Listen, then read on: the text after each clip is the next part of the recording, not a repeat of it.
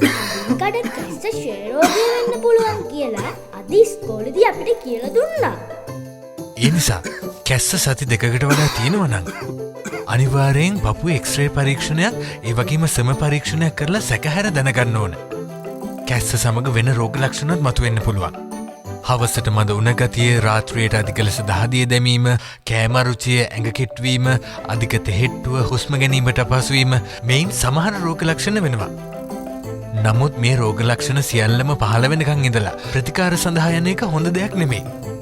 එතකොට සමහර වෙලාවට පෙනහළු ගොඩක් තුවාල වෙලා බෙහෙත් දීලා ගොඩ යන්න බැරි වෙන්න පුළුවන්.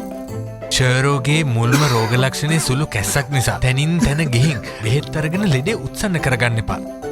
රෝග ලක්ෂණ පහළ වුණු ගමන්ම පරීක්ෂණ කරගන්න. කෙලින්ම ප්‍රතිකාරගෙන රෝගේ නිට්ටාවටම සුව කරගන්න. සෞඛ්‍ය අමාත්‍යාංශය සමගින් ක්ෂයරෝග මර්ධන හා ලය රෝග පිළිබඳ ජාතික වැඩසටහනේ පණිවිඩයක්.